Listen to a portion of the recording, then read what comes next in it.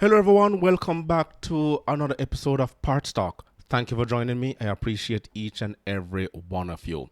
Now today we're going to be going with Ford again. Yes, they are always in the news.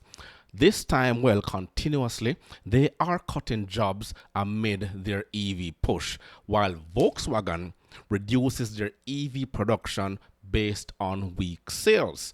Now, today's episode will be all about Ford, and we're going to go straight into this video by Yahoo Finance. EV sales are steadily climbing uphill as more drivers make the switch, and Ford is one auto giant following the trend as it invests billions of dollars in the shifts. But that could come at a cost. The company is now reportedly planning to cut hundreds of salaried workers in the U.S. this week as it aims to lower costs, according to Bloomberg.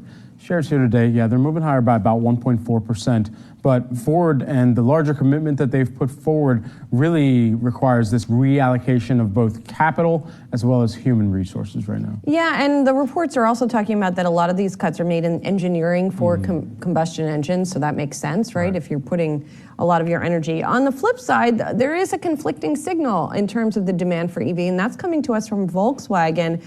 There was a report by a German newspaper that the company is going to reduce production of one of its electric vehicles, the ID.4 compact SUV, also the ID.7 sedan, at one of its factories in Germany over the next couple of weeks, and that's because of weak sales. The share's not taking that big of a hit here, but it is kind of interesting that at least in one sector there's not seeing that strengthening demand. And there's a considerable focus around where among some of the pro customers or commercial customers they would start to see a switch kind of across the board in EV sales right now. And if you think of the companies that have long had some of the relationships into that, it is Ford, it is GM. And so if you see commercial vans and fleets and these larger purchase orders really start to add up as those transitions are made across delivery, logistics companies and suppliers, that's where a Ford could see some of their market share start to catch up. But right now it's been about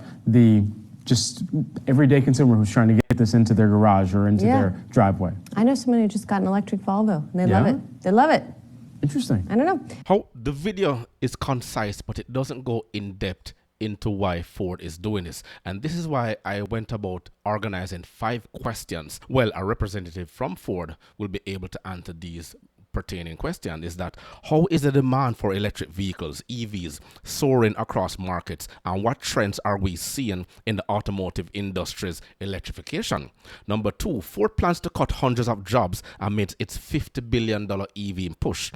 How might this decision impact Ford's EV ambitions, and what factors are contributing to the need for cost reductions? Number 3, despite the surge in EV demand, as she said here, Volkswagen is reportedly cutting back on production of its EV sedan due to weak sales.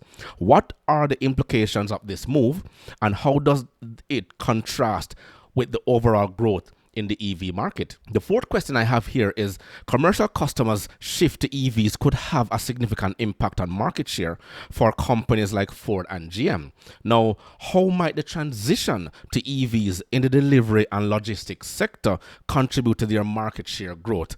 And 5, last but not least, in contrast to commercial customers, how are everyday consumers adapting to the electric vehicle trend, and what are the challenges and opportunities for automakers in capturing this segment of the market? I know it's been an ongoing topic, and it's our duty to try to cover all the bases as much as possible. But I'm not the only one following this Ford story and all the moves Ford has been making lately in the automotive sector. Here's a TikTok video by Quivercant, and he outlines vividly how Ford has been going about since 2008. Let's take a look right here. Ford has been doing some bizarre things recently, and if I didn't know better, I'd think that they're sounding the alarm.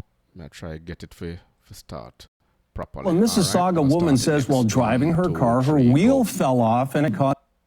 Ford has been doing some bizarre things recently, and if I didn't know better, I'd think that they're sounding the alarms. If you don't know, 2 weeks ago, Ford took out a $9.2 billion loan from the government, and while on paper, they say this money is going to be used to help build battery factories for electric cars, I'm skeptical. You see, during the 2008 financial crisis, General Motors and Chrysler had to be bailed out, but Ford was able to survive. The reason for this is that several months before the crisis caused the credit markets to freeze, Ford quietly secured $24 billion in financing, which they could tap into during the recession, which is very similar to what they're doing now. Here's the deal though. When I saw this the other week, I found it odd, but not significant enough to dedicate a video about it.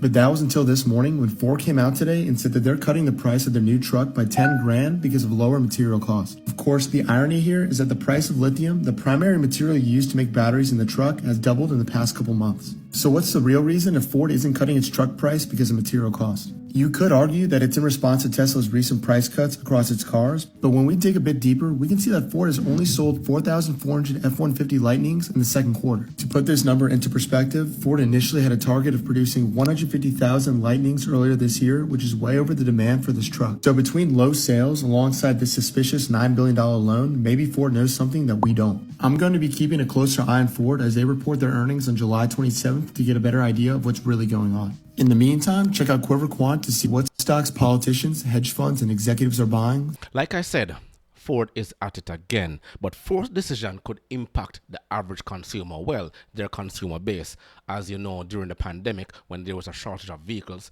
some dealers went ahead and hiked the prices of the Ford F-150 Lightning. Lo and behold, an oversupply now has them dropping the price considerably less than what it used to be in order to help move some of those vehicles off the dealer's lot and reduce the amount of inventory that they have sitting there. What we have is a limited model selection, because with Ford cutting jobs, one limited model selection, with Ford cutting jobs amid its EV push, there is a possibility that it might impact the development and production of certain conventional vehicles.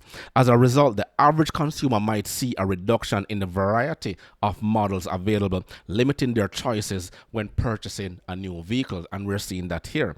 The price and affordability, Ford's cost-cutting measures in response to its EV push could potentially lead to price adjustments in its vehicle.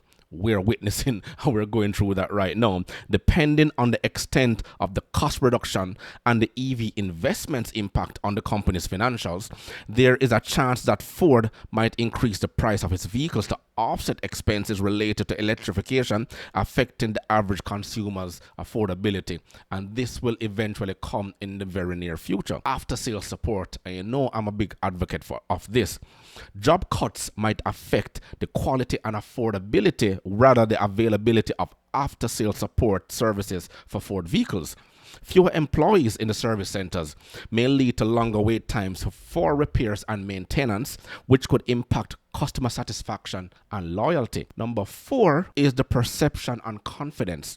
Now, Ford's decision to cut jobs while investing in EVs could affect its brand perception among consumers. Some might view it as a sign of financial strain or uncertainty, potentially impacting consumer confidence in the brand and its ability to deliver or on promises relating to EV development and technology. 5, market competitiveness. And we have here the automotive market is highly competitive, as you all know, and job cuts could influence Ford's ability to stay competitive against its rivals. Reduced resources and workforces may slow down innovation of new product launches, potentially giving competitors an advantage in the rapidly evolving automotive landscapes. Anything that takes place that has a negative impact on the economy or a natural disaster, the automotive industry is one such sector that is always impacted. And it's impacted through job losses. Ford and GM are just a prime example of what is going on right now. So overall, Ford's decision to cut jobs amidst its EV push could have severe implications for the average consumer, ranging from limited choices and potential price changes to after-sales support concerns and brand perception. And additionally, the market competitiveness of Ford may be impacted, affecting its position in the automotive industry. Ford is an ongoing cycle and definitely a case study that we should keep close to us amid the turmoil that we face on an everyday basis. Well done, Ford. Let me know your thoughts below. Remember to grab a copy of my ebook, the Parts Manager Guide, please smash that like button on your way out. It will only take you 1.5 seconds to do so. Until next time.